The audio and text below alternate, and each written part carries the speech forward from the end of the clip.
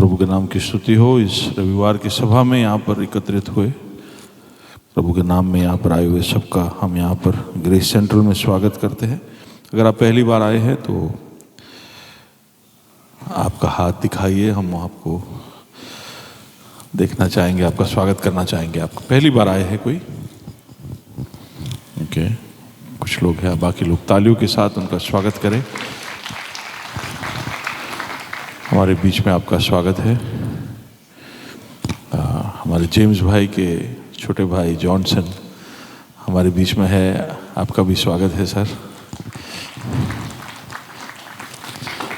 हमारे नेविल भाई 2-3 महीने यहाँ नहीं थे, बाहर थे, आप जवान हो के वापस आए, कैसे हो गया ऐसे? मैंने क्या हो गया ये?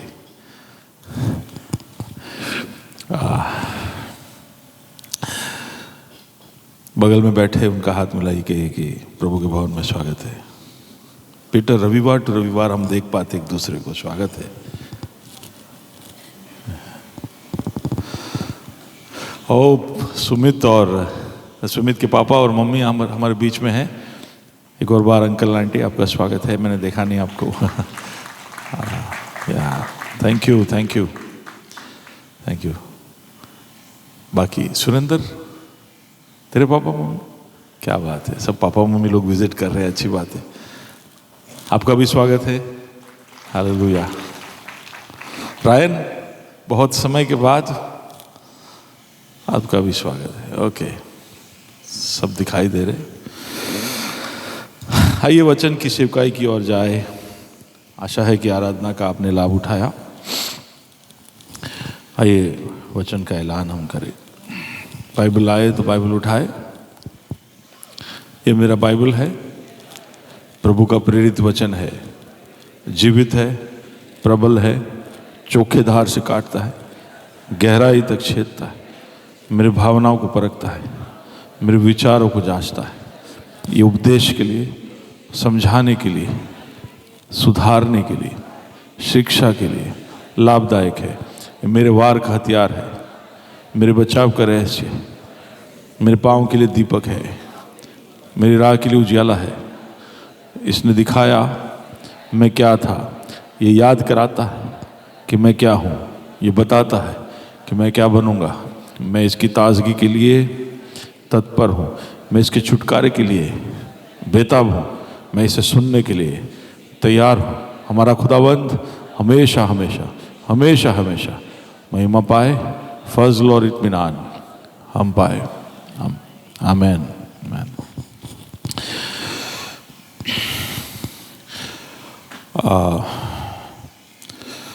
फर्क पड़वाने का साल 2024 हमारे कहीं पर होने की वजह से फर्क पड़ेगा। हमारे पूरे साल में ये कोशिश रहेगी कि अगर हम कोई जगह पर नहीं है तो बाकियों को फर्क पड़ेगा। और देखने की कोशिश कर रहे कि कैसे ये हो सकता है कि अगर मैं ना हो तो दूसरों को फर्क कैसे पड़ सकता है। और उसके अलग अलग बातों को हम देख रहे हैं। पिछले हफ्ते हमने देखा था कि किस तरह से हम बेहतर हो सकते हैं, पिछले साल जैसे भी थे उससे बेहतर कैसे बन सकते हैं। तो आप YouTube में वो देख सकते हो। आज हम दूसरे पहलू को देखने वाले हैं जो प्रभु ने मेरे दिल में हफ्ते के शुरुआत में ही डाला था, और मैं सोच रहा था कि कैसे ये आपके सामने रखूं। और वो है एक बहुत ही मूल बात जो हम इंसानों में पाया जाता है, जो हर रिश्ते के अंदर बड़े ध्यान से हम उसको करते हैं, और वो है खुश करना। बोलिए,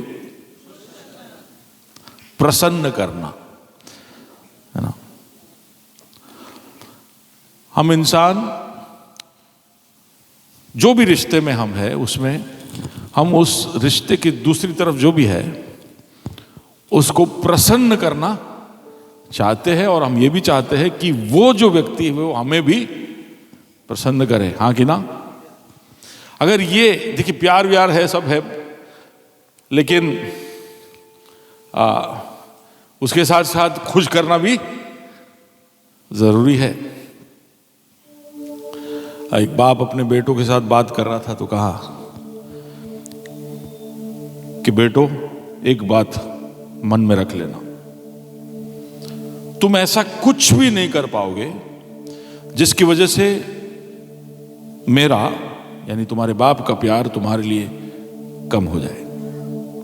बाप लोग, हाँ, तुम तीनों बेटो कुछ भी ऐसा नहीं कर सकते हो जिसकी वजह से मेरा प्यार तुम्हारे लिए, ना तुम ऐसा कुछ कर सकते हो जिसकी वजह से मेरा प्यार तुम्हारे लिए बढ़ जाए। मेरा प्यार तुम्हारे लिए जो है वो है, लेकिन हां, ऐसा हो सकता है कि मैं तुमसे खुश नहीं हूं। समझ रहे हो? तो जब खुदा हमसे खुश नहीं है तो उसका मतलब यह नहीं कि वो हमसे प्यार नहीं करता। बताना ये चाहता हूं कि ये दोनों बातें दो अलग अलग चीजें हैं। कई बार हम लोगों को नाखुश करते हैं तो हम ऐसा सोचने लगते हैं कि वो नाखुश है तो वो हमसे प्यार भी नहीं करता है। दो चीजें हैं और दोनों जरूरी है। रिश्ते के मूल में प्यार होना जरूरी है, लेकिन प्यार से ऊपर एक और चीज होता है, वो है खुश करना, प्रसन्न करना। तो इसलिए हम देखेंगे कि हम बच्चे, माँ बाप एक दूसरे को खुश करते रहते, भाई बहन शायद नहीं करते। हाँ, भाई बहन एक दूसरे खुश, कंपटीशन जरूर करते हैं माँ बाप को, कौन ज्यादा खुश करेगा।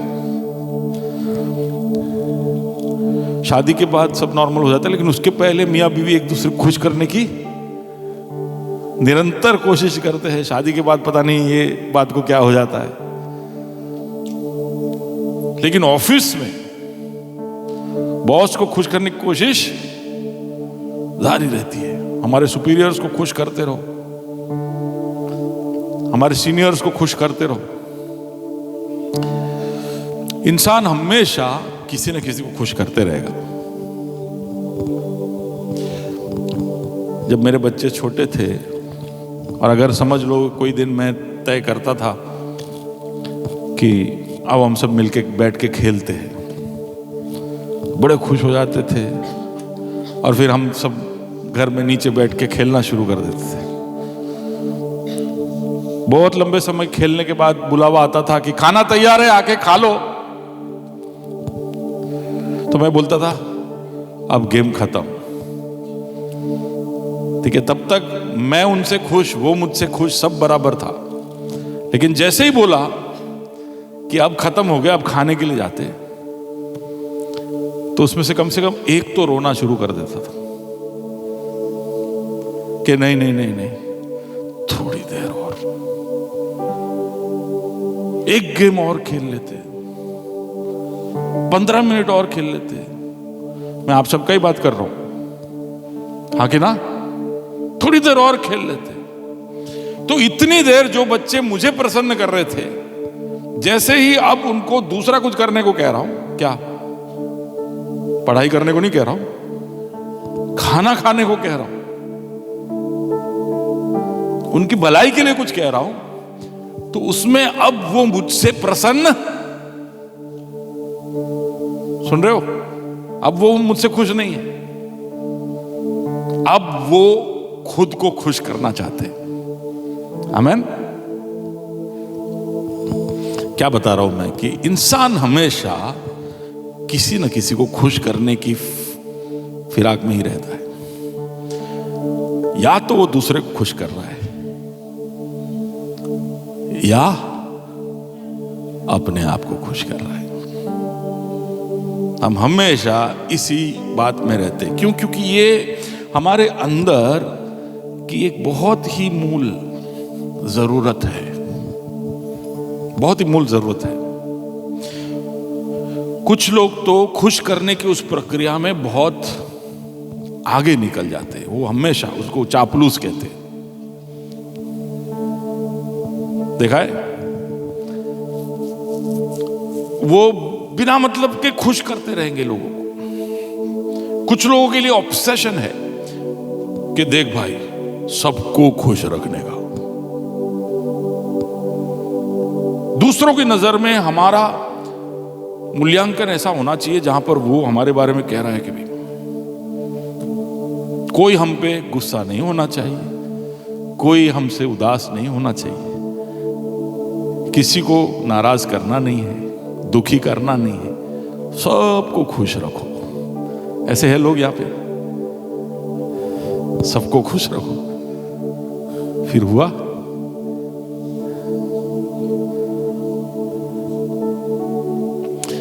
अगर ये आपके लिए एक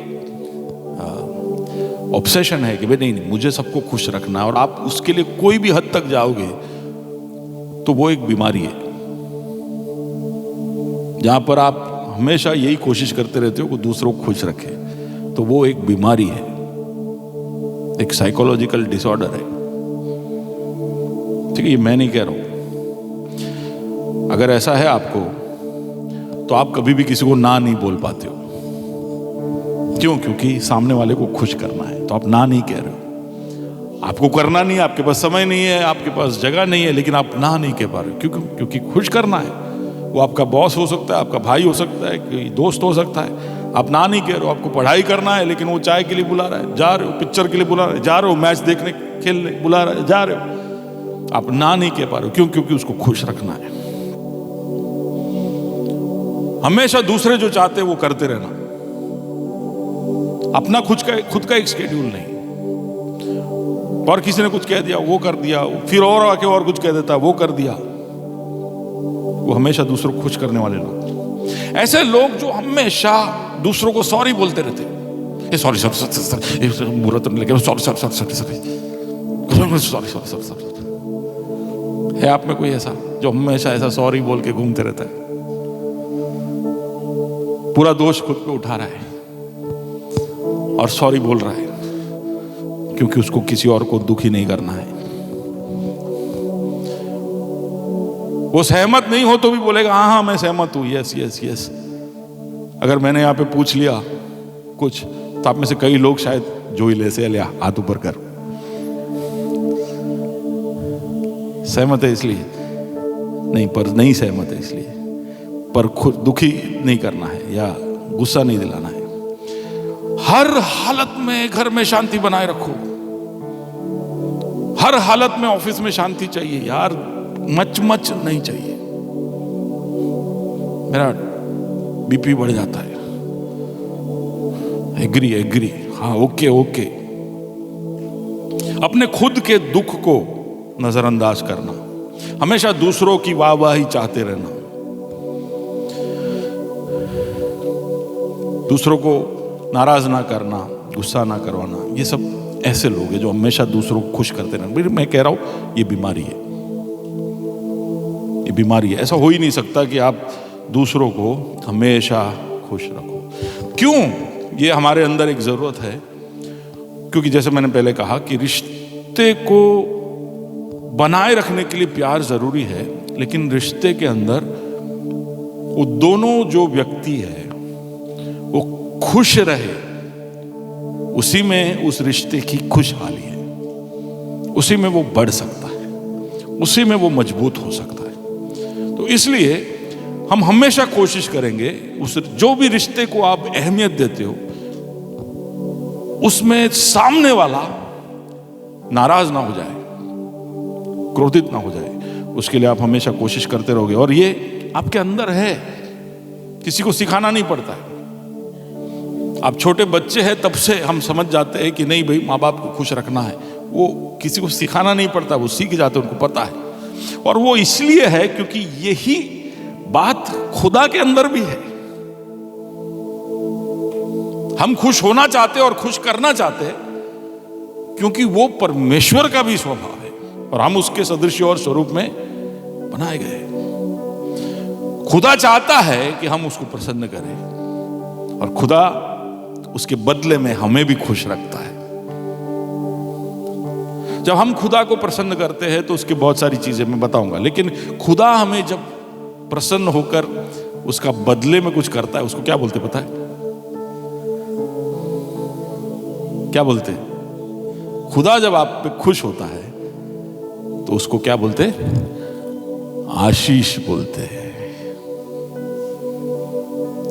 कितने लोग आशीष ढूंढते प्रभु के पास?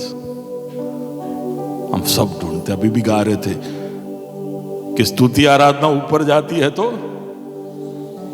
आशीष नहीं जाती। भलाई, दुनिया के सारे धर्म यही कोशिश है कि एमने प्रसन्न रखो, प्रभु को खुश रखो, ईश्वर को खुश रखो। तो उसका आदत सब जानते हैं हम। ईश्वर का आदत इंसान जानता है, उसको खुश रखो। तो बदले में क्या करेगा? हमें वो आशीष देगा, हमें वो खुश रखेगा। तो ये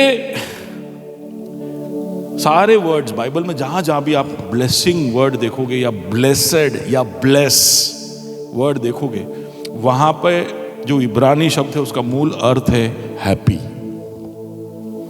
तो bless the lord O my soul, हे यहोवा को धन्य कहे, उसका मतलब है कि यहोवा को खुश कर, यहोवा को खुश कर। और बदले में हम भी आशीष और खुशी चाहते हैं। जो इंसान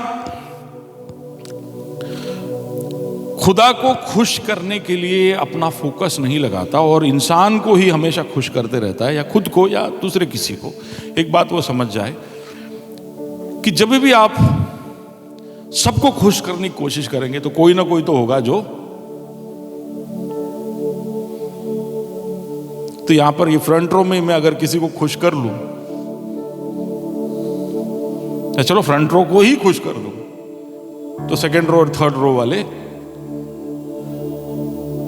समझ रहे हो? हम जिसको भी खुश करेंगे सामने कोई ना कोई तो होगा जो खुश नहीं है। कोई तो ऐसा होगा ही। कलीसिया के अंदर मैं प्रचार करता हूं तो कोई मुद्दा लेके प्रचार करूं तो कोई ना कोई तो होगा जो उसमें आपत्ति बताएगा। यहां पर गाने का लिस्ट लो तो उसके अंदर भी ये गाना क्यों लिया, ऐसा लग सकता है। कोई ना कोई तो नाखुश होगा। आप खुश करने के लिए कुछ भी करोगे तो एक बात समझ लीजिए, कोई ना कोई तो नाखुश होने वाला है। दूसरी बात, आप इंसान को खुश करने में लगे रहते हो तो वो इंसान को आज जो बात खुश करती है जरूरी नहीं है कि कल वही बात उसको खुश करे। उसको सांभार पसंद है तो रोज सांभार बना के देखो, फिर क्या होता है देखो। आगे ना 5वें 6ठे दिन तक वो बराबर गुट लेगा, 7वें दिन सांभार फेंक देगा, नहीं चाहिए तेरा सांभार। हम सब ऐसे ही है। दूसरा कि उसकी अपेक्षाएं बदलती रहती है, तो वही का वही चीज आप करते रहोगे तो कल उसको और कुछ मूड होगा उसका, कल उसकी जरूरत और कुछ होगी। बोले वो तो मैं छोटा था तब की बात है, अब तो मैं बदल गया हूं। वो तो शादी के पहले की बात है, अब तो मेरी शादी हो चुकी है। तो इंसान की जरूरतें जो खुश उसको करता है उसमें भी उसके जो मापदंड है वो बदलते रहते हैं। तो इंसानों को खुश करने की हमारी जो अंदर कोशिश है उसके अंदर हम हमेशा दुखी और नाराज होंगे, हम नाखुश रहेंगे, उसमें हम असफल नहीं होंगे। पौल कहता है, खोलिए पहला थिस्सलुनी उसका दूसरा अध्याय, पहला थिस्सलुनी उसका दूसरा अध्याय उसका चौथा कलम। पर जैसा परमेश्वर ने हमें योग्य ठहराकर सुसमाचार सौंपा, हम वैसा ही वर्णन करते हैं, और इसमें मनुष्यों को नहीं परंतु परमेश्वर को जो हमारे मनों को जांचता है प्रसन्न करते हैं। पौल अपने प्रचार के विषय में बोल रहा है। एक और बार पढ़िए। पर जैसा परमेश्वर ने हमें योग्य ठहराकर सुसमाचार सौंपा, हम वैसा ही वर्णन करते हैं। जैसा सौंपा वैसा वर्णन करते हैं, और इसमें मनुष्यों को नहीं परंतु परमेश्वर को हम जो हमारे मनों को जांचता है प्रसन्न करते हैं। सुसमाचार प्रचार के अंदर भी ये तो परमेश्वर से मिला हुआ संदेश है। सुसमाचार तो परमेश्वर का है, उसमें भी इंसान टांग अड़ाता है, उसमें भी इंसान की अपनी अपेक्षाएं है, उसमें भी इंसान मूल्यांकन कर रहा है, अप्रसन्न हो रहा है, या वो चाहता है कि तुम इस तरह सुसमाचार बोलो कि हम प्रसन्न रहे। प्रभु का वचन कहता है कि अंत के दिनों में ऐसे प्रचारक आएंगे जो कान खुजालने वाले प्रचार तुमको सुनाएंगे। इंसान तय करता है, डिमांड के हिसाब से सप्लाई होने लगता है। पौलुस कहता है कि मुझे परमेश्वर ने यह सुसमाचार सौंपा है तो इंसान को प्रसन्न करने के लिए नहीं, परमेश्वर को प्रसन्न करने के लिए। वहां पर मैं एक मूल बात जो समझता हूं कि परमेश्वर की खुशी और इंसान की खुशी कई बार विरोधास्पद होती है या विपरीत में होती है, आमने सामने होती है। Pleasing man will often keep you on the opposite side of God. हम हमारे रिश्तों के अंदर निरंतर कोशिश करते रहते हैं इंसान को खुश करने की, घर में, ऑफिस में, कलीसिया में। कई बार इंसान को खुश करते करते हम ईश्वर को जो देना चाहिए उसके बिल्कुल विरोधी या ऑपोजिट, क्या बोलते हैं ऑपोजिट को, सामने आके खड़े हो जाते हैं। और हम सब जानते हैं कि इंसान को खुश करे बगैर हम कैसे आगे बढ़े। We cannot progress, we cannot do get things done. तो जितने लोग एम्बिशियस है, जीवन में आगे बढ़ना चाहते हैं, जितने लोग सुलह चाहते हैं, शांति चाहते हैं, प्यार चाहते हैं, आनंद चाहते हैं, वो सब इंसान को खुश करने की कोशिश जरूर करते हैं। लेकिन पाउल याद दिलाते हैं कि कई बार इंसान को खुश करने की उस कोशिश में, हर बात में नहीं, पर कई बार आपको वो ईश्वर के बिल्कुल सामने खड़ा कर देगा। तो इंसान को खुश करने की जो कोशिश है उसमें आप ध्यान रखिए, वो बड़ी बड़ी मूल बातों में भी इंसान के ईश्वर के विपरीत की बातें मांगता है। ओके, गलाती उसका 1 और उसका 10 में पौल उसके अंदर एक और बात जोड़ता है कि जो इंसान को खुश रखने की जो प्रक्रिया है या जो हमारी जरूरत है, मैं यहाँ प्रचार करता हूँ हर रविवार को आकर, कई घंटों मेहनत कर मैं प्रचार यहाँ तैयार करता हूँ। तो उस प्रचार के अंत में मेरा अपेक्षा है कि प्रचार सुनकर आप क्या होंगे, क्या होंगे? अभी जैसे बैठे हो ऐसे नहीं होंगे, क्या होंगे? बोलो ना यार। चलो मेरे बात छोड़ो, आप प्रचार कर रहे हो और उसके बाद उसके अंत में आप क्या चाहोगे कि लोग क्या बोले? वाह वाह वाह वाह वाह, क्या प्रचार किया। आपकी इच्छा है, उतना दया मुझ पे दिखाते हो। आप प्रचार करो तो वाह ही चाहिए। मैं पूछा तो जवाब भी नहीं दे रहे हो। तो घंटों मेहनत कर प्रचार को तैयार कर ये प्रेजी बनाकर पता नहीं कहां से कैसे कैसे फोटो ढूंढ कर सब डालता हूं कि बोरिंग ना लगे, आपको अच्छा लगे, ठीक है, आप आशीषित हो, ये मेरी कोशिश है। लेकिन उस कोशिश में कई बार ऐसा हो सकता है कि मैं कुछ ऐसा कर दूं जो प्रभु के विपरीत में हो। तो उस कोशिश में मुझे हमेशा ध्यान रखना चाहिए कि मैं ऐसा कुछ ना कर दूं जिसमें आपको खुश करते रह जाऊं और प्रभु नाखुश हो जाए।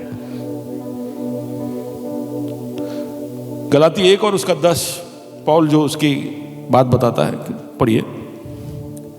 अब मैं क्या मनुष्य को मनाता हूँ या परमेश्वर को? क्या मैं मनुष्य को प्रसन्न करना चाहता हूँ? देखिए, ये एक बहुत बड़ा संघर्ष है, बहुत बड़ा संघर्ष है। जो अपने घर से विश्वास में अकेले आए हैं वो भी यही सोचते रहते हैं, मनुष्यों को प्रसन्न करूं या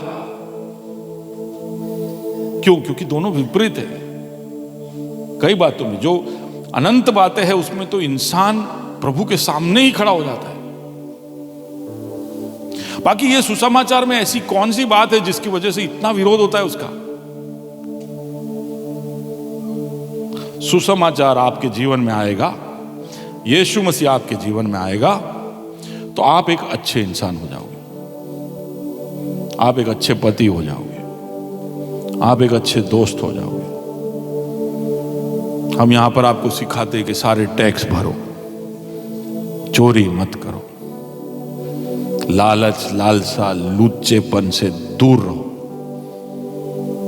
बाहरी रूप से नहीं अंदर बदलाव लेकर आओ। बाइबल यह सिखाता है। अच्छी बात है कि नहीं? लेकिन फिर भी सुसमाचार की बात करो तो विरोध ऐसा हो जाता है जैसे कि पता नहीं हमारे देश को भ्रष्ट किया जाएगा। समझ रहे हो? Read that again. अब मैं क्या मनुष्य को मनाता हूँ या परमेश्वर को? क्या मैं मनुष्य को प्रसन्न करना चाहता हूँ?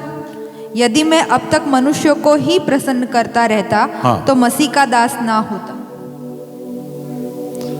वो आखिरी पद की ओर मैं आपका ध्यान खींचना चाहता हूं। अगर मैं मनुष्यों को ही प्रसन्न करता रहता तो प्रभु का दास ना होता, और मनुष्यों को ही पसंद करता रहता तो किसका दास होता?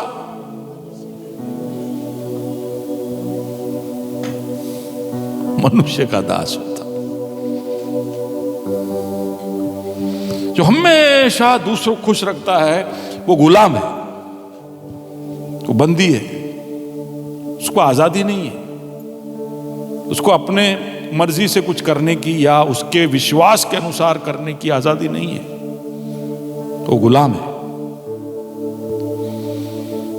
और पौल कहता है कि जब जब मैं ईश्वर को खुश करने निकलता हूं तो इंसानों को खुश करने की मेरी जो इच्छा है वो मेरे ही अंदर संघर्ष शुरू कर देती है कि ना बोला है लिया, ना बोला है पहला बैठा छे, ये बैठे हैं वो बैठे हैं, ध्यान से बोल।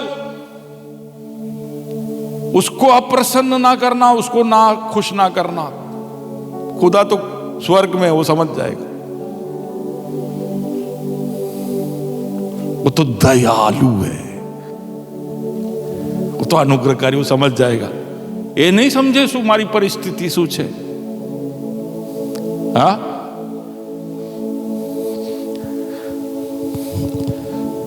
एडजस्ट हमेशा कौन करता है? सच बोलो, हमेशा कॉम्प्रोमाइज और एडजस्ट आप किसको करवाते हो? हमने अभी क्रिकेट का एक ग्रुप शुरू किया क्योंकि पीएफए का टूर्नामेंट आ रहा है। तो हमारे ग्रेस के कितने लोग हैं? 15-20 लोग हैं। कितने अनिल? कितने? अनिल हमारा कैप्टन है। दुआ करना ग्रेस सेंट्रल क्रिकेट टीम के लिए। अनिल कैप्टन है इसलिए नहीं, हमारे टीम के लिए। हमारा टीम बहुत मेहनत कर रहा है। हम 10-10, 15-15 सालों से हिले नहीं, अब हिल रहे, बॉलिंग कर रहे, बैटिंग कर रहे। तो हमने टूर्नामेंट तो फरवरी के 8 और 9 तारीख को है, लेकिन हम 20 दिन पहले से हिल इसलिए रहे ताकि तब तक सब पूरा राउज हो जाए।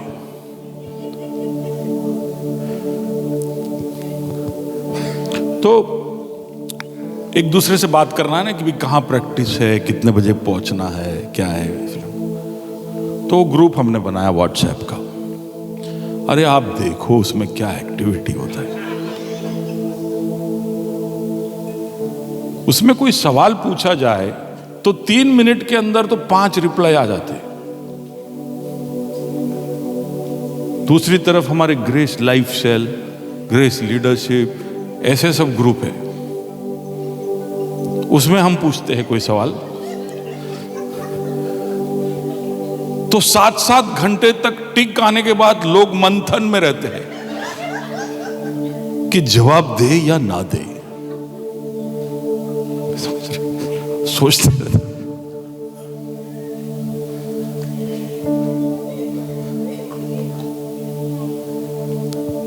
कितना भी पूछो, कुछ कुछ चीज के लिए कोई लोगों का कोई जवाब ही पूछ ये रहा था कि एडजस्ट कौन करता है। खुदा करता है सबसे ज्यादा एडजस्ट। कोई मीटिंग कैंसिल होना हो तो हम कर देंगे। ये संसार का दूसरा कोई भी अपॉइंटमेंट आ गया, शादी आ गया, अरे शादी किसी पड़ोस के किसी के घर पे, वो तुम्हारे साथ एक बार कुछ क्रिकेट खेला था तो उसके लिए उसने आपको शादी पे बुलाया है, तो उसमें जाने के लिए आप पास्टर आज नहीं आऊंगा શું થયું લ્યા પાડોશમાં લગન છે, वो पनीर का एक सब्जी और वो वेजिटेबल, मिक्स वेजिटेबल खाने के लिए जा रहा है।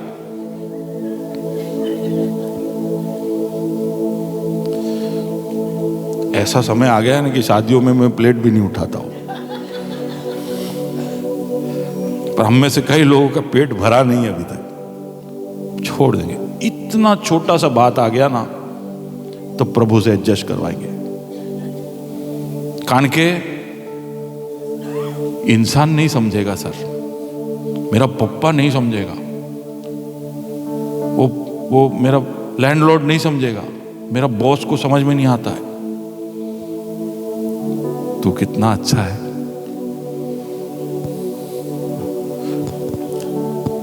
किसको खुश रखते हैं आप सोचिए। ओके, आगे बढ़ते हैं।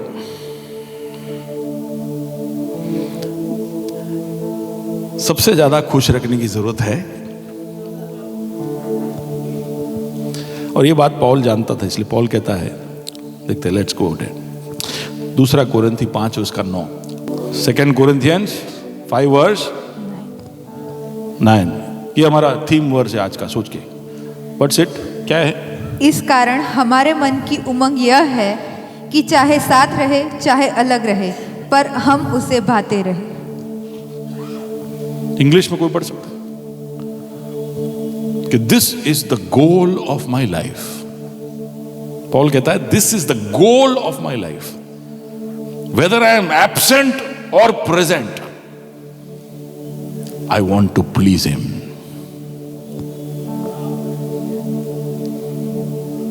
ओके, वापस आपके बाइबल में जरा नोट करके रखो, ये शायद आपका गोल वर्स हो सकता है। रिचर्ड, नोट करो इसको, 2 कोरिन्थी 5 और उसका 9। This is what drove Paul. अब सोचिए कहां की बात करें, मैं यहां पे हूं या वहां पे, मैं मेरे घर में हूं या बाहर, मैं जहां कहीं भी हूं, मेरी एक ही कोशिश है कि मैं खुदा को भाता रहूं, मैं उसको प्रसन्न रखूं। वो गीत है ना, मैं तुझको पसंद, मैं तेरे दिल को भाऊं, ऐसा मुझको बना, सुना है? ऐसा मुझको बना, मैं तुझको पसंद आऊं और तेरे दिल को भाऊं, ऐसा मुझको बना, ऐसा मुझको बना। इच्छा बहुत अच्छी है, लेकिन काम पूरा प्रभु को सौंप दिया है। तुझको पसंद आओ, तेरे दिल को भाऊं, तू बना। गीत अच्छा है, मुझे पसंद है, लेकिन उसका डायरेक्शन में कई प्रॉब्लम है। जिम्मेदारी खुदा को दे दी, तू बना। उसके आगे भी ऐसा है, मेरे सोच को बदल, मेरे ख्याल को बदल। बस प्रभु यही करते रहेगा। तुम कॉफी शॉप में बैठोगे, तुम घूमते फिरते रहोगे, प्रभु को धंधे पे लगा दिया। हमको बदलना है। The goal of my life, it's such a simple statement, but मैं कहीं भी रहूं, मेरा गोल, अगर किसी के पास लाइफ में गोल नहीं है, मिशन नहीं है, तो ये बन सकता है आपका गोल कि यार कैसे भी करके मेरे को उसको खुश करना है। बिकॉज अनंत काल में वही मैटर करता है। सांस रुक जाने के बाद आपने जितनों को भी खुश किया, वो आपकी वो हालत देख के बड़े नाखुश हो जाएंगे। 4 घंटे, 6 घंटे, 12 घंटे, उससे ज्यादा आपको सहन नहीं करेंगे। 10-12 घंटे के बाद तो चेहरा भी ढांक लेंगे कि इसको देखना भी नहीं है, क्योंकि अब वो जिस हालत में दिख रहा है वो हमको अच्छा नहीं लग रहा है, खत्म कर देंगे। मार्क ट्वेन लेखक कहता है, the world will lament you for a day and forget you for ever. एक दिन रोएगा, फिर हमेशा के लिए भूल जाएगा। सांस रुक जाने के बाद बाइबल कहता है, तुम्हारे बनाने वाले के सामने तुमको खड़ा रहना पड़ेगा, जिसने ये सारा कॉम्प्लेक्स सिस्टम बनाया ना, जिसमें सफेद दूध पीकर लाल खून बनता है और पीला पेशाब निकलता है। कलर का फैक्ट्री है, समझो। कोई ऐसा फैक्ट्री नहीं है जिसमें ऐसा होता है। कोई भी कचरा डालो, उसमें से प्रोटीन, विटामिन, कार्बोहाइड्रेट निकाल के आपको मजबूत रखता है।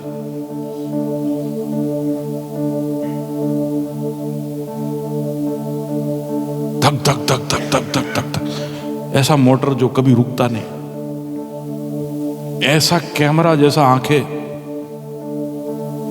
जिसको खुश करने के लिए टेक्नोलॉजी 4K, 8K, 16K बना रहा है। वो जितना भी के बनाता है, आंख ढूंढ लेता है।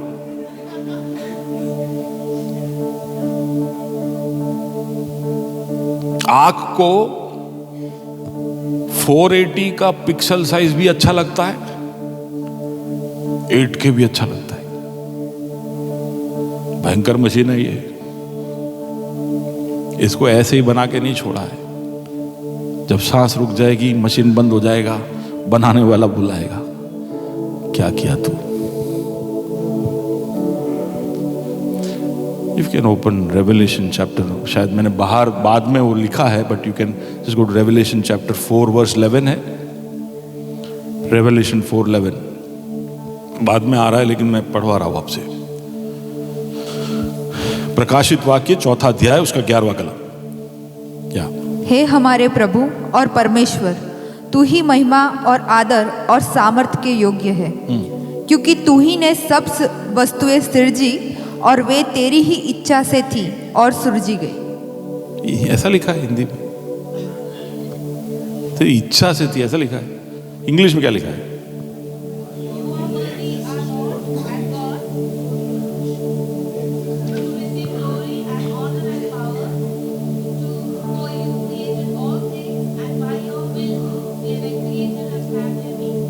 ऐसा लिखा है।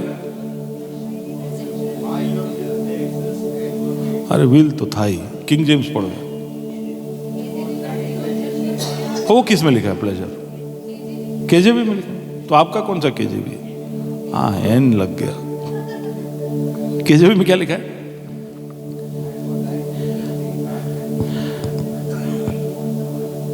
And for thy pleasure. खुदा ने सब बनाया, तो वो सब देखकर लास्ट में एक एक दिन का हम वर्णन सब सुनते उत्पत्ति में। पहले दिन प्रकाश हो, या तो उसके बाद वो क्या बोला? आखिर में क्या बोला? It is good, it is good. जब तक गुड उसको नहीं लगा तब तक उसने काम बंद नहीं किया। उसने सृष्टि अपने खुशी और तसल्ली के लिए बनाई, हम सबको उसने। इसलिए वो जब आपको देखेगा वो कहेगा, ओ गुड एंड फेथफुल सर्वेंट। आपको देख के वो बोलना चाहिए, गुड, हे भले और विश्वास योग्य दास, मेरे आराम में प्रवेश कर। वो खुश नहीं है तो कोई मतलब नहीं है। इसलिए पौल कहता है कि मेरी एक ही कोशिश है कि मैं हमेशा उसको खुश रखूं। पहला थिस्सलुनी 4 और उसका 1।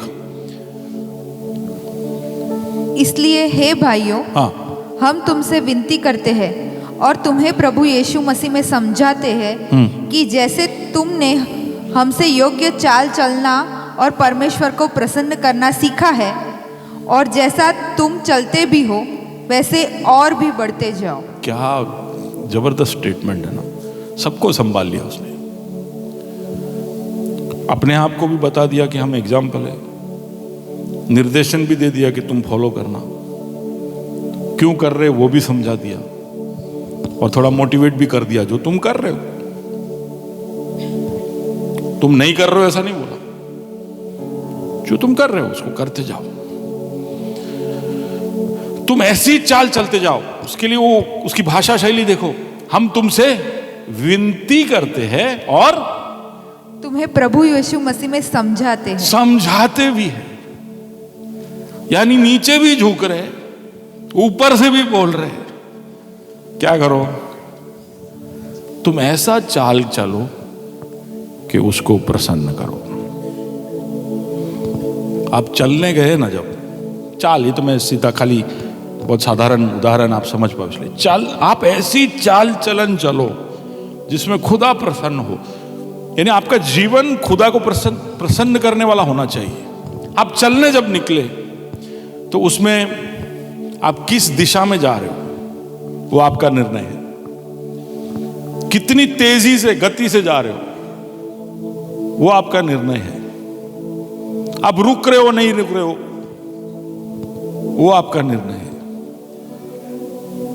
आप कितनी दूर तक जा रहे हो वो आपका निर्णय है। आपके जीवन के गति, दिशा, उसमें आप क्या हासिल करते हो, सब में आप किसको खुश रखो।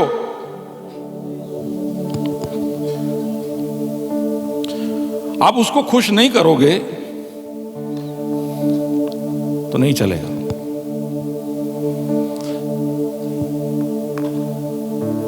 दूसरा तिमोथी 2 उसका 3 और 4। दूसरा तिमोथी 2 उसका 3 और 4। मसीह यीशु के अच्छे योद्धा के समान हाँ, मेरे साथ दुख उठा। जब कोई योद्धा लड़ाई पर जाता है तो इसलिए कि अपनी भर्ती करने वाले को प्रसन्न करे। अपने भर्ती करने वाले को,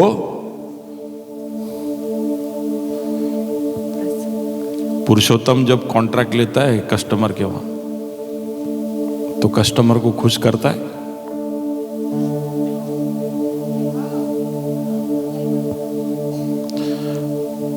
आप आपके बॉस को इसलिए खुश करते हो। यहां पर पौल कहता है कि योद्धा, उसको एनलिस्ट करने वाला, जो उसका सुपीरियर है, उसको, उसकी बुलाहट को उसने क्यों सिलेक्ट किया है वो सब समझकर हमेशा उसको खुश करता है। हम खुश है कि स्वर्ग के राज्य में आ गए, लेकिन मैं हमेशा आपको याद दिलाता हूं कि बहुत लोग हैं भारत में, उनको सबको साइड में रख के आपको पहले बुलाया है। क्यों बुलाया? आपसे दिखने अच्छे दिखने वाले लोग नहीं है के बाहर। मैं कहता हूं हमसे भी ज्यादा विश्वास योग्य लोग हैं, डिसिप्लिन, अनुशासित लोग हैं बाहर, एम्बिशियस लोग, जो सिर्फ खुद के लिए नहीं, संसार के लिए, अपने समुदाय के लिए, देश के लिए काम करने वाले लोग हैं। हमसे भी ज्यादा सिंसियर लोग हैं बाहर। उनको सबको नजरअंदाज कर हम जैसों को क्यों प्रभु ने चुना है?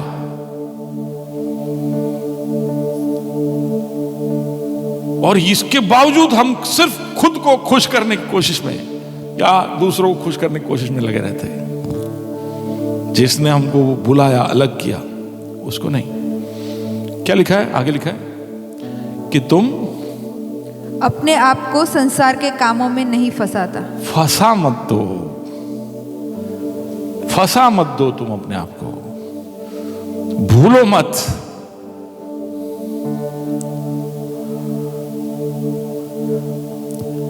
कब सांस रुक जाएगा? अभी 2 दिन पहले ही मैं शिजू सब बात कर रहे थे।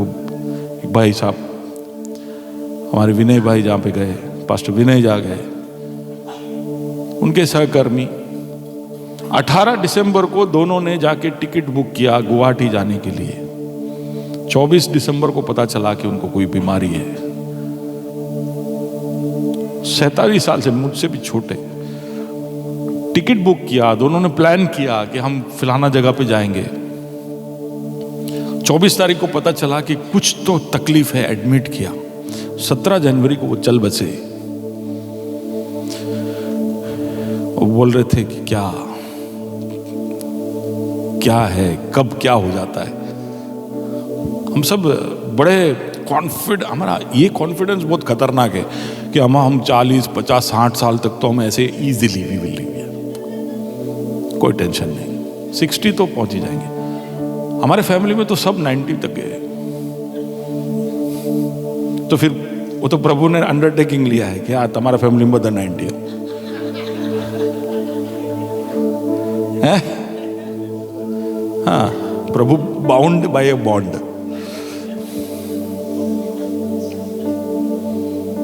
Don't take this for granted. 2024 आपके जीवन का आखिरी साल हो सकता है। पास्टर शुभ शुभ बोलो। मेरे शुभ बोलने से क्या होता है? खुदा ने जो सोचा है वो होगा। आप कहां पैदा होंगे, कब पैदा होंगे, किसके घर में कितने बजे, उसने तय किया। आप जाओगे, वो भी उसने तय किया है। जाने के बाद फिर कुछ नहीं हो सकता, यहीं पे हो सकता है। इसलिए उसको खुश करने में लगे रहो, फंस मत जाओ।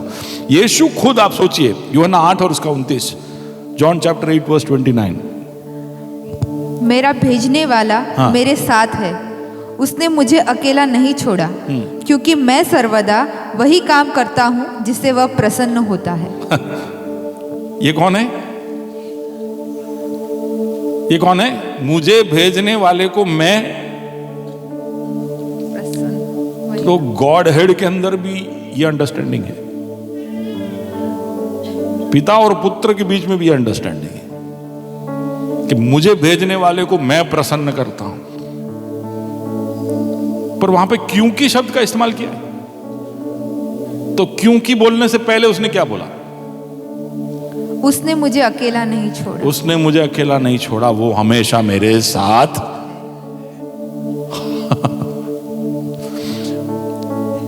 तृत्व का दूसरा पृथ्वी पर आता है, उसको भी अगर परमेश्वर के उपस्थिति की तसल्ली चाहिए तो उसको भी वही करना पड़ता है जो हमको करना पड़ रहा है। क्योंकि मैं उसको प्रसन्न करता हूं, वो मुझे छोड़ता। आपको जो खुश करेगा ना, आप हमेशा बहाने ढूंढते रहोगे उसके आसपास रहने की। सच बोलो।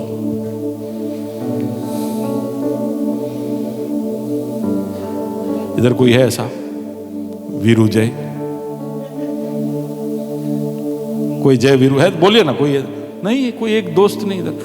मयूर तारा कोई दोस्त बैठा चाहिए तेरे?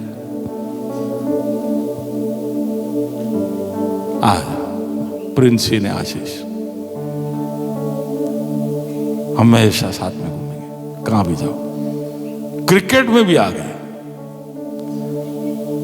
और कोई? कब आप किसी के साथ हमेशा घूमते रहोगे?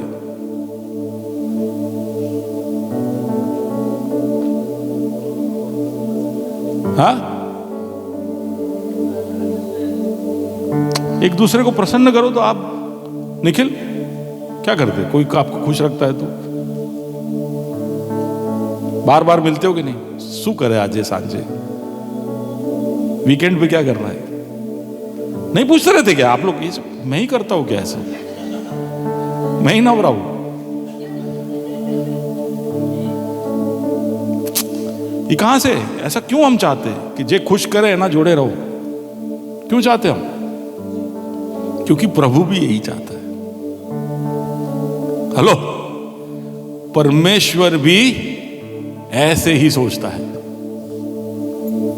कि जो मुझे प्रसन्न करे उसके साथ में। हमको ऐसा लगता है कि प्रभु को कहां कोई गरज है। गरज तो सब अपना है, वो तो खुदा है, मुझे उसकी जरूरत है। खुदा कहता है, यीशु यहां पर कह रहा है कि मैं अगर उसको रोज प्रसन्न करने लगूं ना, तो वो स्वर्ग में बैठे नहीं रह सकता। वो आ जाता है मेरे पास। हेलो, आप चाहते हो ना कि खुदा आपके इर्द गिर्द रहे, आसपास रहे। खुदा यीशु के आसपास था, इसलिए यीशु परमेश्वर की इच्छा को पूरा कर पाया। इसलिए वो क्रूस पर कह पाया तेतेलेस्ताई। और यीशु इसके लिए हमेशा मेहनत करता था, जागरूक रहता था, हमेशा कोशिश करता था कि मैं ऐसा कुछ ना करूं जिससे मेरा पिता अप्रसन्न हो जाए, क्योंकि उसके साथ उसकी उपस्थिति जुड़ी हुई है। वो प्रसन्न होगा तो वो मेरे संग रहेगा। तो प्रभु को खुश इसलिए नहीं करना है कि दंड आज्ञा से बचना है। हम क्यों खुदा को खुश करते हैं? अलिया खुश करी नाक, नहीं तो आग में नाखी दे से। ऐसा नहीं, नरक में नहीं जाना मेरे को, इसलिए प्रभु खुश करो। प्रभु बोलता है, यार मेरे को खुश कर, मैं तेरे पास आ जाऊंगा। वही यूहन्ना 14 में भी उसने लिखा है कि तुम मेरे आज्ञाओं का पालन करोगे तो मुझे ये सबूती मिल जाएगी कि तुम मुझसे प्यार करते हो। और अगर तुम मुझसे प्यार करते हो तो यीशु कहता है, मैं और मेरा पिता तुम्हारे अंदर अपना बसेरा बनाएंगे, बसेरा बनाएंगे। यीशु आपके अंदर रहेगा। आप में से कोई गया है, आप दूसरे कोई के घर पे गया? मैं समझो, अगर मैं शिजू के घर गया अभी रविवार को, आज समझिए मैं उसके घर गया, तो अभी तो ये सब पहना हुआ है, तो ऐसे जाऊंगा मैं उसके घर पे पहुंचते क्या करूंगा? कोट उतारूंगा और ऐसे घंटे बढ़ते बढ़ते बढ़ते जाएंगे। और अगर मैं रात को वहां रुक गया तो रात को तो आप मुझे चड्डी बनियान में देखोगे। कल सुबह चाय पे हम बैठे होंगे, टी शर्ट।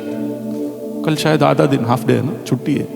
बहुत लोगों को छुट्टी है, बहुत लोगों को फुल डे है। क्रिस्टोफर और शिजू 2:30 बजे के बाद ऑफिस जाएंगे क्योंकि सेंट्रल गवर्नमेंट में छुट्टी नहीं ले सकते, हम लोग छुट्टी ले सकते। तो उसके घर में, यहां पे मैं भले कोट पहन के हूं, तो उसके घर में शायद मैं टी शर्ट और शॉर्ट्स में घूम रहा हूं। क्यों? वो मेरा घर नहीं है। लेकिन अगर मैंने उसके घर में बसेरा बनाया तो मैं कंफर्टेबल हो जाऊंगा कि नहीं? अब सोच के देखिए, ये सीन हमारे दिमाग में बैठता ही नहीं। जिस दिन मेरे दिमाग में बैठा, मैं एकदम रोमांच से भर गया। यीशु मसीह बरबूड़ा पहन के मेरे घर में घूम रहे। सोच सकते हो आप? यीशु मसीह को हमने हमेशा पूरा वो मैक्सी वाला ड्रेस पहना के रखा है, अरबी के जैसे, वो ब्लू यार लाल कलर का दुपट्टा पहन के बेचारे पूरा टाइम ऐसे। आपके घर में भी वो सोफा में आके बैठे तो ऐसे एकदम फॉर्मल। आप सामने काजू पिस्ता बादाम रखते हो, आप चाहते हो कि यीशु उसमें से एक एक उठाए।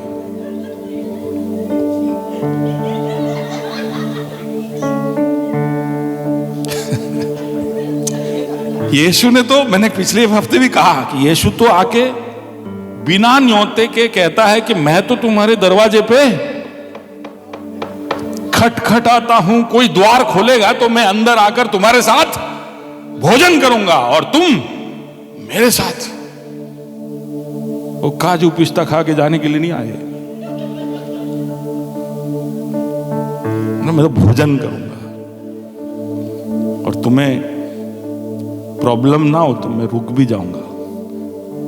मैं नाइट ड्रेस लेके आया हूं।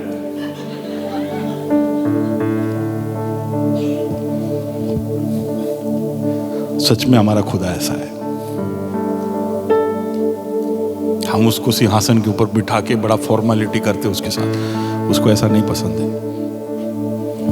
वो हमारे साथ घुल मिल जाना चाहता है। इसलिए जब जी उठा, जी उठने के बाद उसने अपने चेलों को कभी चेला नहीं बुलाया, उसने हमेशा उनको भाइयों,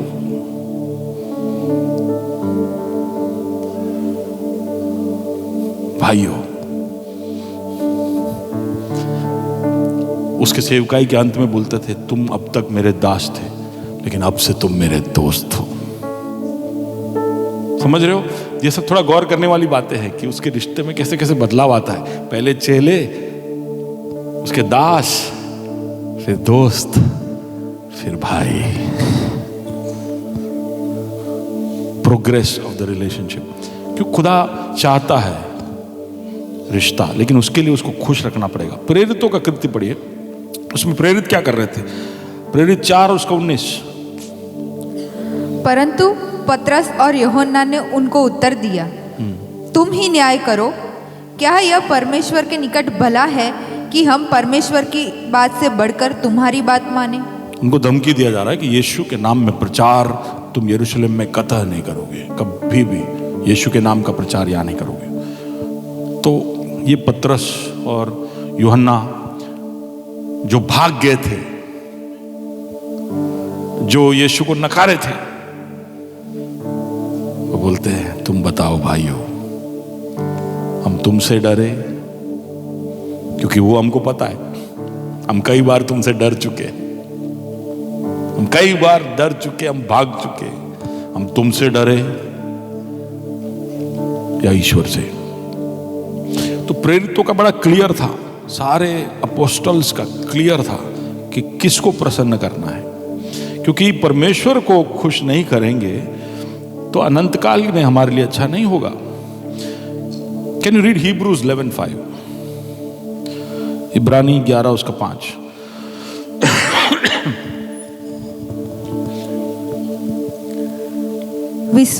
विश्वास से ही हनोक उठा लिया गया कि मृत्यु को ना देखे। हनोक आदम से 7वां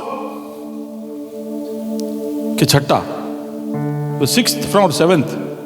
शिजू भाई, I am asking A quiz, Bible quiz question. हनोक 7वां था कि 6ठा था? आदम से 6ठा या 7वां था? ठीक है। 365 साल जीने के बाद हनोक दिखाई नहीं दिया। बाइबल कहता है कि प्रभु ने उसको उठा लिया। He was taken। अब इब्रानियों के पत्र में उसके विशेष, उसके बारे में लिखा है। क्या लिखा? वापस पढ़िए। विश्वास से ही हनोक उठा लिया गया, हनोक उठा लिया गया कि मृत्यु को ना देखे, कि वो मृत्यु को ना देखे। अब आगे पढ़िए। और उसका पता नहीं मिला क्योंकि परमेश्वर ने उसे उठा लिया था। और उसके उठाए जाने से पहले, आप उठाए जाने से पहले उसकी यह गवाही दी गई थी। उसकी ये गवाही पता नहीं किसने दी थी, पर दी थी ये गवाही, शायद स्वर्ग से आई, पता नहीं, लोगों ने दी, पता नहीं, पर ऐसी गवाही हनोक के बारे में दी गई थी। क्या थी? कि उसने परमेश्वर को प्रसन्न किया है। हाँ, वो कहाँ गया किसी को मालूम नहीं है, लेकिन उसके बारे में एक चीज पता है, वो क्या? कि वो परमेश्वर को प्रसन्न करने वाला था। परमेश्वर को प्रसन्न करने वाले को तो पुराना नियम था। नए नियम में तो वो आ जाता है, मैंने बताया आपको। पुराना नियम था, अभी तक इंसानों के बीच ईश्वर का वास शुरू नहीं हुआ था जिस तरह से आज है। पवित्र आत्मा जैसे हमको लिए, हमारे लिए उपलब्ध, ऐसा नहीं था। इसलिए रहा नहीं गया, खुदा से रहा नहीं गया। एक हनोक जो सुबह उठता है शाम तक उसके दिमाग में एक ही सोच, प्रभु को प्रसन्न करना है, प्रभु को प्रसन्न करना है। प्रभु उसको उठा लेता है। I can't stay away from you, that is the statement. हनोक, मैं तुझसे दूर नहीं रह सकता। हनोक तो और भी रह लेता, क्योंकि वो तो 365 साल जी चुका था, ऐसा कहते हैं, और भी रह लेता, लेकिन स्वर्ग के खुदा से रहा नहीं गया। तू मृत्यु नहीं देखेगा, आजा मेरे पास, मैं रुक नहीं सकता। शायद डेस्टिनी ऑल्टर किया था, उसका मौत प्रभु ने पहले से नियुक्त किया था, लेकिन प्रभु ने शायद उसमें हस्तक्षेप किया, मरने से पहले उसको उठा लिया। प्रसन्न करने वालों के प्रति प्रभु की प्रतिक्रिया मैं बता रहा हूं। मत्ती 3 और उसका 17। और देखो, हाँ, यह आकाशवाणी हुई। आकाशवाणी हुई, ठीक है ना। अब यीशु मसीह बपतिस्मा लेने आया है। यीशु मसीह बपतिस्मा लेकर पानी में से बाहर निकलता है तो आकाशवाणी होती है, एक आवाज सुनाई देता है, और उस आवाज में क्या आ रहा है? ये मेरा, पढ़िए, यह मेरा प्रिय पुत्र ये है। मेरा पुत्र नहीं, मेरा प्रिय पुत्र, प्रिय पुत्र है, जिससे मैं अत्यंत प्रसन्न हूं। आप देखिए पूरे बाइबल के अंदर ये प्रसन्न शब्द बहुत बार लिखा है। उसका मतलब है कि प्रभु ढूंढ रहा है ये, जैसा हम खाना ढूंढते, प्यार ढूंढते, खुशी ढूंढते, वैसे खुदा क्या ढूंढ रहा है? प्रसन्न करने वाला। यीशु के विषय में कह रहा है कि ये मेरा प्रिय पुत्र जिसमें मैं अत्यंत प्रसन्न हूं। क्या किया था यीशु ने? अभी तो बपतिस्मा लिया है भाई, अभी तो लाइफ शुरू हुआ है। एक चमत्कार नहीं किया था तब तक, एक प्रचार नहीं किया था तब तक, एक दुष्ट आत्मा को निकाला नहीं था तब तक, एक गांव में पहुंचा नहीं था अब तक प्रभु के कार्य को लेकर। अभी तो कार्य शुरू नहीं किया था उसने, पर शुरुआत में ही स्टेटमेंट स्वर्ग से, ये मेरा। तो हम कभी ऐसा सोचे प्रचार करे, गाना गाए, प्रार्थना करे, चर्च में हम शामिल हो जाए तो खुदा खुश हो जाएगा? जरूरत नहीं है। खुदा को प्रसन्न करने के लिए ये सब करने की जरूरत नहीं है। एक भी चमत्कार कर तो भविष्यवाणी करे, चमत्कार करे, अरे उससे नहीं कोई लेना देना। प्रभु को प्रसन्न करने के लिए उसके लिए कुछ करने की जरूरत नहीं है, यानी कहने का मतलब उसके राज्य के साथ जुड़े हुए कोई कार्य को। तो फिर यीशु के बारे में ऐसा कैसा प्रभु कहता है कि मैं इससे अत्यंत प्रसन्न हूं? तो उसके लिए बाइबल में ही हम जा सकते हैं। वहां तक कि यीशु की कहानी को हम देखें तो कुछ चीजें जो हमें समझ में आती है। एक तो ये कि वो उसका इकलौता पुत्र था, तो एक तो रिलेशन था, इसलिए प्रसन्न हो सकता है। हमारे बच्चे कैसे भी दिखते हो, कुछ भी करते हैं तो हम बड़े खुश होते। दूसरे बच्चे को मार रहे होते तभी भी जो क्यों मारे। हमारे पास खूब बच्चों के ऊपर खुश होने के लिए बहुत कारण है कि नहीं? तो एक तो यह है कि वो था, लेकिन उससे बढ़कर यीशु की कहानी जो बताई गई है 30 साल की उम्र से पहले, उसमें एक घटना है जब वो 12 साल का था। यरूशलेम लेके गए और वहां पे वो खो गया। 3 दिन के बाद वो मिला। यानी मैं ऐसा सोचता हूं कि 1.5 दिन तक तो उनको पता भी नहीं चला माँ बाप को कि हमारा बेटा खोया हुआ है। जहां भी गए थे वहां से 1.5 दिन और चल के वापिस आए, तीसरे दिन वो मिला। कहां पाया गया? मंदिर में। मंदिर में पाया गया। और वहां पर क्या कर रहा था? पंडितों के साथ वाद विवाद। और वो जो प्रभु का वचन पंडितों को समझा रहा था, उससे वो लोग हैरान हो गए थे। दे वर सरप्राइज्ड कि ये बच्चा इतना कैसे जानता है। अब मेरे और आपके पास ये जो बाइबल है ना, ये यीशु के पास नहीं था। पुराना नियम भी नहीं था। जब उसका समर्पण हुआ था तो वहां पर एक मेमना बलि चढ़ाना था, उसके जगह पे उसके माँ बाप कबूतर चढ़ाए थे। वो इतने गरीब थे, पैसे नहीं थे, सुथार थे, सुथार हिंदी में पता नहीं क्या बोलते, कारपेंटर थे, गरीब थे। ऐसे कोई किताब तो उस समय में प्रिंट होते नहीं थे, तो स्क्रॉल्स होते थे जो हाथ से लिखे जाते थे, और वो बड़े महंगे होते थे, तो ये लोग ने खरीदा नहीं होगा। लेकिन हर सिनागोग के अंदर ये स्क्रॉल होते थे। तो सिनागोग का जो लीडर है, आप उसके पास जाओ तो वो आपको पढ़ के सुनाएगा, वैसे आप बाइबल सीख सकते हो। हेलो, यीशु मसीह जब पृथ्वी पे था तो बाइबल उसके अंदर पहले से ही उसके ओएस में नहीं था, समझ रहे हो, उसके मेमोरी में नहीं था। बाइबल उसको सीखना पड़ा, उसको पढ़ना पड़ा, उसको याद रखना पड़ा। हर यहूदी बालक के जैसे यीशु को भी सीखना पड़ा।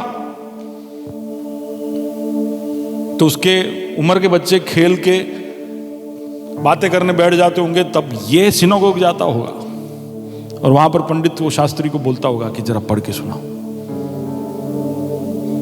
सुनाओ और सुनाओ। याद रखता होगा, सोचता होगा, अगले दिन और सवाल लेके आता होगा।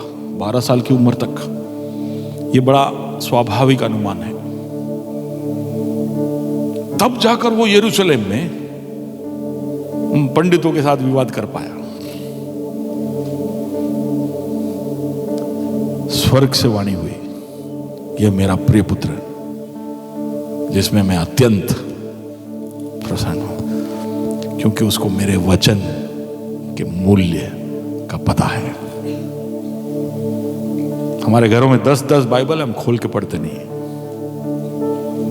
शोकेसों में सजा के रखे। आपकी उम्र कितनी है यश? 12। आपके उम्र के थे तो यीशु ने यरूशलेम के पंडितों को हिला दिया। कैसे? वो सारे होमवर्क करते थे, क्लास वर्क पे ध्यान देते थे और एक्स्ट्रा असाइनमेंट करते थे। टीचर को जाके बोलते थे हमें और असाइनमेंट दो, हमें और सिखाओ। वो भूख हमारे अंदर होना चाहिए कि मुझे जानना है वचन। प्रभु को खुदा प्रसन्न हो जाता है उससे, इज वेरी हैप्पी जब हमको वो वचन पढ़ता देखता है ना। आपने कभी कोई किताब लिखा हो या कोई आर्टिकल लिखा हो या आपने कुछ चित्र बनाया हो और उसका मजा कोई ले रहा हो तो आप उसके बाजू में खड़े रहे हो? कभी किया ऐसा? छोड़ो ना, आपने अच्छा खाना बनाया, मेहमान खाना खा रहा है तो आपका ध्यान प्लेट पर मुंह पे होता है कि नहीं? बार बार। उसने इतना अच्छा पुस्तक दिया जो जीवन देता है, जो उद्धार देता है, आपको न्याय से बचाता है। उसके पूरे दिल और उसके सारे उद्देश्य को उसमें उसने प्रकट कर दिया, और आप एक बार भी खोल के पढ़ते नहीं, लेकिन आप पढ़ने लगते तो बड़ा खुश होता। So he was happy with the 12-year-old Jesus, he was very happy. और हमने पिछले बार भी देखा कि 12 साल की उम्र में पंडितों के साथ विवाद करने के बाद वो ऐसा बोल सकता था कि मुझे अब बाइबल कॉलेज में जाना है, या मुझे और पढ़ना है, मुझे अब घर नहीं आना है, मुझे अब यहीं रख दो। क्या तुम जानते नहीं कि मैं मेरे बाप के घर में होऊंगा? उसको पता चल गया था कि उसका बाप कौन है। यूसुफ नहीं, स्वर्ग में है। फिर भी वहां पर लिखा है कि यीशु ने ये तय किया कि वो नासरेत जाएगा और यूसुफ और मरियम के अधीन रहेगा।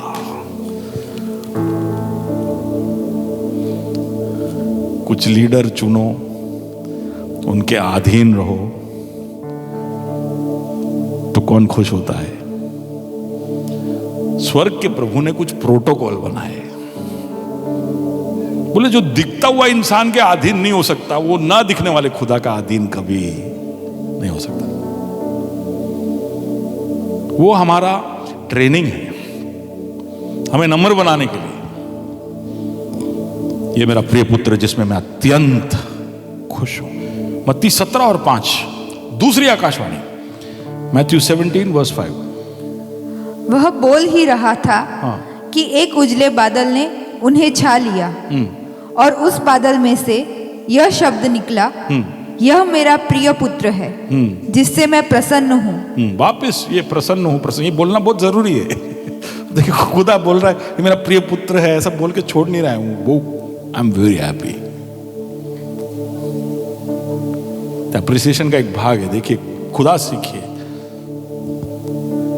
कि ये मेरा क्या है, I am very happy about him, I am well pleased with him. Okay then, ये मेरा प्रिय पुत्र है, इसकी सुनो। हाँ इसकी सुनो। अब यहां पे ये जो बोल रहा है, तब तक यीशु अब बहुत सेवकाई कर चुका है, बहुत सेवकाई कर चुका है, और उसके बाद बोल रहा है। तो सेवकाई से पहले भी वो अत्यंत प्रसन्न था और सेवकाई के बाद भी अत्यंत प्रसन्न है। तो उसका मतलब है कि प्रभु और हमारे बीच के रिश्ते में एक स्थिर भाग है और एक सक्रिय भाग है, एक स्टैटिक और एक डायनामिक। तो दोनों में हमें प्रभु खुश रखना चाहिए। ओके लेट्स गो अहेड, खत्म करने जाए। कैसे खुश करें प्रभु को? इब्रानी 11 और उसका 6, इब्रानी 11:6 कहता है, और विश्वास बिना उसे प्रसन्न करना अनहोना है। अनहोना है, नामुमकिन है। विश्वास के बगैर परमेश्वर को प्रसन्न करना अनहोना है, नहीं पॉसिबल है। जो प्रभु के पास आता है, क्योंकि परमेश्वर के पास आने वालों को हाँ, विश्वास करना चाहिए कि वह है। देखो पहला चीज जो आपको विश्वास करना, उसको प्रसन्न करने के लिए आप उसके पास आते हो तो आपको विश्वास करना पड़ेगा कि वो है। आप जहां आए हो वहां वो है। आप चर्च में आए हो तो यहां आपको यह आभास होना चाहिए कि वो है। नहीं तो आप स्टेज में हम जो खड़े हैं हमारे लिए गाना गा रहे हो, नहीं तो उस दीवार को देख के गाना गा रहे हो। वो है, ऐसा विश्वास होना चाहिए कि मैं यहां पर जो कर रहा हूं वो उसके लिए कर रहा हूं, और वो यहां पर है, वो स्वर्ग में नहीं है। एक बात समझिए, अगर ये पेन आप आपके घर में कोई कोने में रख दो और इससे प्रार्थना करना शुरू करोगे तो कुछ हफ्तों के अंदर ये पेन आपकी प्रार्थना का उत्तर देना शुरू करेगा।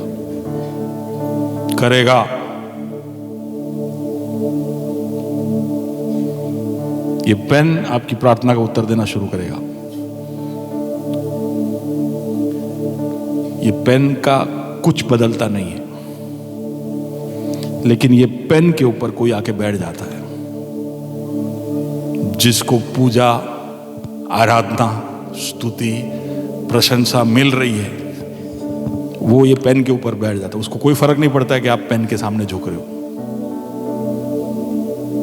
वो इसके ऊपर बैठ जाएगा और आपकी आराधना स्वीकार करेगा। और क्योंकि आप आ रहे हो और आते रहो, वो आपकी प्रार्थना को उत्तर देगा। मैं किसकी बात कर रहा हूं? पेन पे कौन आके बैठेगा? कौन आके बैठेगा? क्या प्रभु थोड़ी बैठेगा पेन पे? शैतान आके बैठेगा इस पर, क्योंकि उसको आपकी आराधना चाहिए, उसको आपकी भक्ति चाहिए, उसको आपकी आस्था चाहिए। He will come and claim it. जो खुदा नहीं लेता है वो सब वो उठा लेता है। यीशु ने कहा मैं मार्ग हूं, मेरे इसके बगैर जो सब है ना वो सब खेतर है। मार्ग में प्रभु मिलेगा, खेतर में तुमको बाकी सब मिल जाएंगे। एक बहुत पावरफुल प्रिंसिपल बोल रहा हूं मैं। आप ऐसे सोचते हो कि अलग अलग जगह पे प्रार्थना करने से उनके प्रार्थना को उत्तर कैसे मिलता है? उसका आंसर दिया मैंने। वहां पे कोई मूर्ति लगाने की जरूरत नहीं है, एक पेन भी होगा तो चल जाएगा, प्रार्थना को उत्तर मिलना शुरू हो जाएगा। कोई एक्सपेरिमेंट नहीं करना। आप प्रसन्न नहीं करोगे खुदा को, तो अगर हम यहां पर आते हैं और हमारे मन में कोई विश्वास ही नहीं है कि खुदा यहां पर है, तो आपका स्तुति और आराधना किधर जाएगा, सोचने की जरूरत है। आप खुदा को नहीं, आप उसमें शामिल ही नहीं हो, आपको विश्वास ही नहीं है कि खुदा यहां पर है, तो आपका आराधना प्रभु के पास नहीं जा रहा है और कहीं जा रहा है, और कोई उठा लेगा। प्रभु जो नहीं उठाएगा वो और कोई उठा लेगा। अब प्रभु के पास आए तो आपको विश्वास करना चाहिए कि वो है, वो है। अब प्रार्थना करने बैठो तो आपको विश्वास करना चाहिए कि वो है, मेरे सामने है, वो मेरी प्रार्थना को सुनने के लिए मेरे सामने है, मेरे स्तुति पर विराजमान होने के लिए मेरे सामने है। और अगर वो सामने है तो इस हिसाब से आप तो, जब टीचर क्लास में होते हैं और टीचर क्लास में नहीं होते हैं तो बच्चों के स्वभाव में कितना फर्क होता है। ऐसा ही है, अगर आपको विश्वास होगा कि यीशु यहां पर है तो उसी मर्यादा में आप यहां पर रहोगे, उसी श्रद्धा के साथ आप आपके भेंट को और आपके स्तुति को प्रस्तुत करोगे। तो आपको विश्वास होना चाहिए कि वो है और अपने खोजने वाले को प्रतिफल देता है। सिर्फ है नहीं, उसकी इच्छा तो प्रतिफल देने की है, आपकी लेने की है या नहीं पता नहीं, आप उसके लिए योग्य हो या नहीं पता नहीं, लेकिन वो प्रतिफल देने आया है। वो जब भी आया है, हमारे घर में जब कुछ कुछ मेहमान आते हैं, और आप लोग भी होंगे, कई लोग किसी के भी घर में जाते हो तो आप उस घर में पहुंचने से पहले कोई दुकान में रुकते होंगे।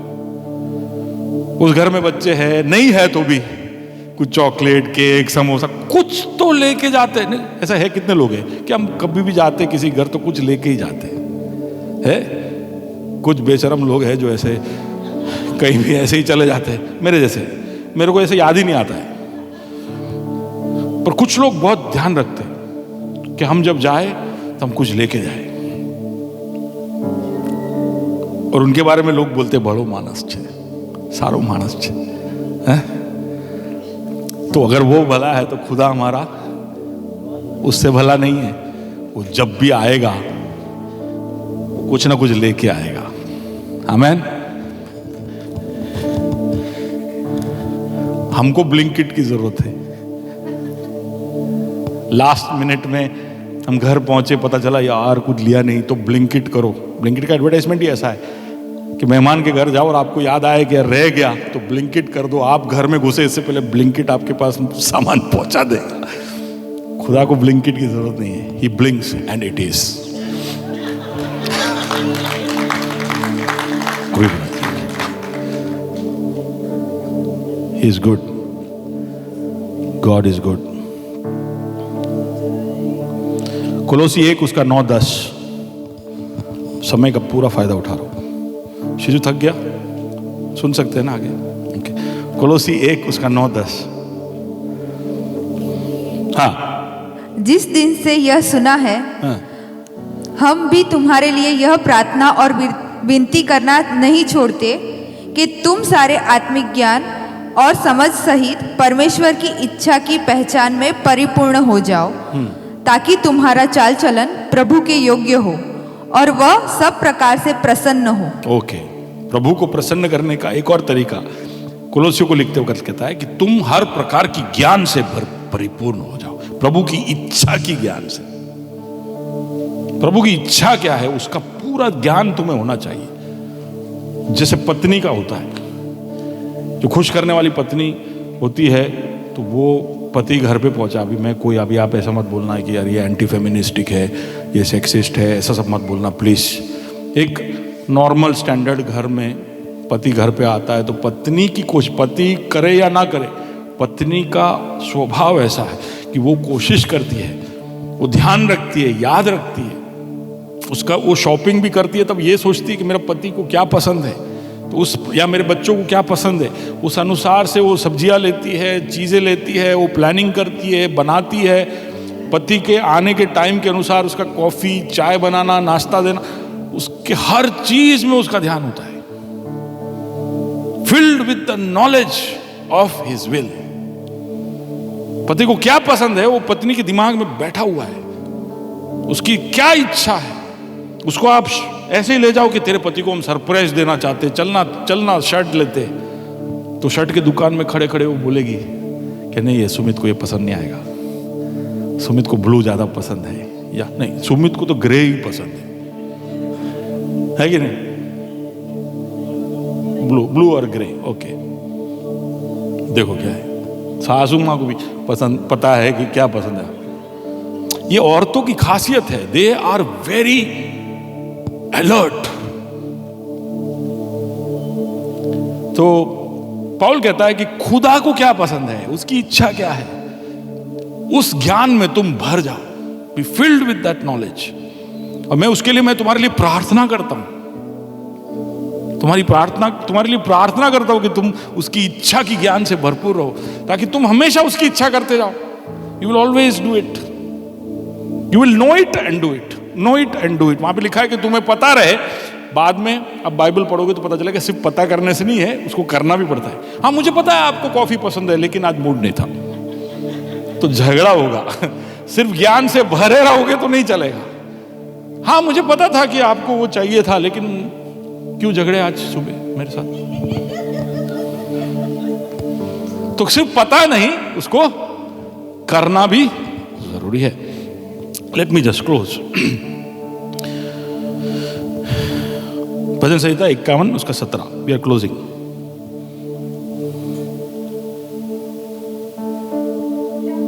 हाँ, टूटा मन परमेश्वर के योग्य बलिदान है। परमेश्वर, इंग्लिश में ऐसे लिखा है कि is pleased with a contrite spirit and a broken heart. खास करके अगर आप लौट के आ रहे हो, कहां से लौट के आ रहे हो? पाप के कीचड़ में से। आपने गलती की, गुनाह किया, आप प्रभु के साथ सुलह करने लौट के आ रहे हो, तो उसको प्रसन्न करना है। तो ऑफरिंग ज्यादा डालने से वो प्रसन्न नहीं होगा, अगले 4 महीने फास्टिंग लेने से वो प्रसन्न नहीं होगा,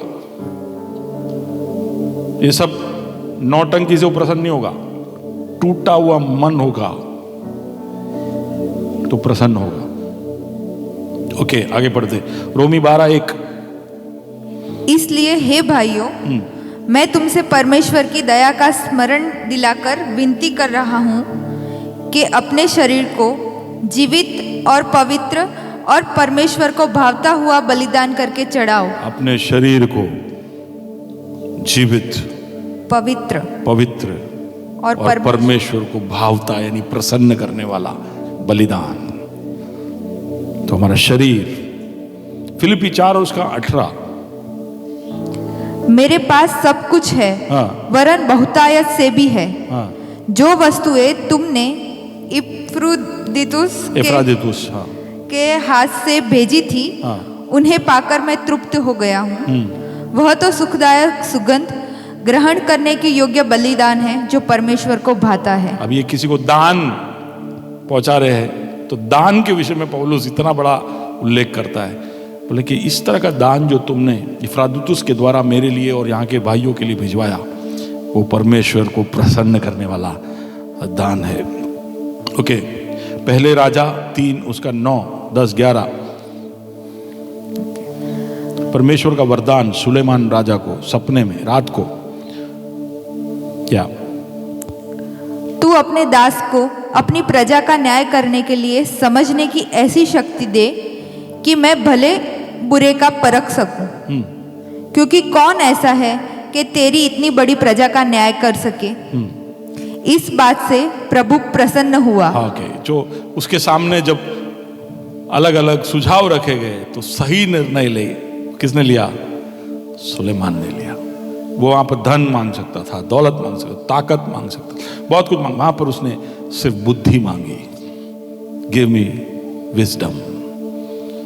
तो सही निर्णय लिया तो खुदा प्रसन्न हो गया। तो देखिए, मैं ये सारे वचन आपको इसलिए बता रहा हूं कि आपको पता चले कि प्रभु ने व्यक्त किया है कि कैसे तुम मुझे प्रसन्न कर सकते हो। और प्रभु ढूंढते रहता है कि हम कैसे उसको प्रसन्न करें। अगर हम प्रसन्न करते हैं तो वो अपनी उपस्थिति हमारे बीच में उतार कर लेकर आता है। अगर फर्क पड़वाना है, बेहतर बनना है, तो प्रभु को जानना जरूरी है। लेकिन सिर्फ जानना नहीं, उसको प्रसन्न करना भी जरूरी है। प्रसन्न करोगे तो वो आपके साथ होगा। वो अगर आपके साथ है तो कुछ भी असंभव नहीं है। जिंदगी की हर परिस्थिति में उसको सामना करने के लिए वो आपके साथ रहकर, आपको बल देकर, आपके परेशानियों के अंदर वो आपको चलाएगा। उसमें से बाहर निकलने के लिए भी मदद भी वही करेगा। इस आकाश के नीचे और कोई जगह नहीं जहां पर आप इस तरह दस्तक देकर मुफ्त में बाकी जहां भी जाओगे वहां चढ़ावा देना पड़ेगा, हजारों लाखों।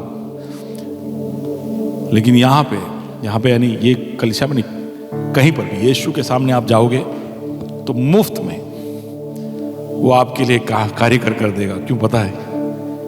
क्योंकि वो आपका बाप है। हालेलुया। पृथ्वी में एक ही जगह है जहां पर मुफ्त में आपको चीजें मिलेगी, और वो है आपके बाप के घर में। वो हमारा बाप है और वो हमसे प्रसन्न होना चाहता है। वो हमें प्रसन्न करना चाहता है। आइए आंखें बंद करें, प्रभु से कहे कि प्रभु हमारी मदद कर। बड़ी सरल बात, लेकिन कई बार हम चूक जाते हैं। हमारे जीवनों में हम ऐसे निर्णय लेते हैं जिसमें हम तुझे प्रसन्न नहीं करते, और फिर हम सोच में पड़ जाते हैं कि क्या तू हमसे प्यार करता है? तेरे प्यार में कभी कमी नहीं होती खुदा। हाँ, लेकिन हम तुझे नाखुश जरूर करते हैं हमारे निर्णयों से, हमारे चाल चलन से। हम लोगों को प्रसन्न करने में व्यस्त हो जाते हैं, और जब लोगों को प्रसन्न नहीं कर रहे तो हम खुद को प्रसन्न कर रहे होते हैं। खुदा हमारे ध्यान को तुझे प्रसन्न करने में हम लगाए। जैसे पौलुस ने कहा कि हमारे जीवन की एक ही उमंग, हमारे जीवन का एक ही गोल है कि जहां भी हम रहे प्रभु को हम भाते हो जाए, प्रभु को हम प्रसन्न करें। प्रभु हमारी मदद करना कि हमारे जीवन के हर पहलू में तो प्रसन्न हो जाए। तेरे वचन को सीखने में, तेरी इच्छा को समझने में, उसको करने में, तूने हमें जो अधिकारी दिए है उसके अधीन होने में, तूने हमें जो कार्य के लिए नियुक्त किया है उसको पूरा करने में, कहीं भी फंस जाए ऐसा नहीं खुदा। जो तेरा उद्देश्य है उसको पूरा करने में हम लग जाए। हनोक के बारे में लिखा है कि वो नहीं रहा क्योंकि तूने उसको ले लिया। हम जितना तेरे करीब आना चाहते हैं उससे ज्यादा तू हमसे करीब आना चाहता है, और उसके लिए जरूरी है कि हम हमारे जीवन के द्वारा तुझे प्रसन्न करें। भाइयों बहनों, एक निर्णय ले। अगर आप चाहते हैं तो आपके दिल पर हाथ रखकर प्रभु से कहे कि प्रभु, दिल में हाथ रखकर मैं कबूल करता हूं मेरी गलतियां। मेरे जीवन में कई सारी ऐसी बातें हैं जिससे तू प्रसन्न नहीं है, लेकिन उस तरफ आने के लिए तू मेरी मदद करना। हम संसार में सबको भी खुश कर ले और फिर तुझे ना खुश करे तो क्या मतलब? पर अगर हमने संसार को हमारा दुश्मन बना दिया और तुझे प्रसन्न कर दिया तो हम ये सुन पाएंगे कि हे भले और विश्वासियों के दास, मेरे आराम में प्रवेश कर। और यही हम सुनना चाहते हैं। We want to hear that, good and faithful servant. यही हम सुनना चाहते हैं खुदा तुझसे। सारे लोगों की तू मदद करना प्रभु जी। जो नए आए हैं उनसे भी तूने बात किया होगा, ऐसा मैं विश्वास करता हूं। हम इस तरह हफ्ते से हफ्ता सिर्फ सुनकर बेहतर महसूस कर जाने वाले नहीं, बेहतर बनते जाए। हम प्रेरितों के जैसे बीच बीच में रुककर खुद से पूछ पाए कि हमारे लिए क्या करना सही है, ईश्वर को प्रसन्न करना या इंसान को। अगर हम तुझे प्रसन्न करेंगे तो तू हमें कभी नहीं छोड़ेगा, अकेला नहीं छोड़ेगा, तू हमेशा हमारे संग रहेगा। और यही हम चाहते हैं। सबको तेरे हाथों में सौंपते खुदा, महिमा तू प्राप्त कर। यीशु मसीह के नाम से इस दुआ को मांगते हैं, आमीन, आमीन।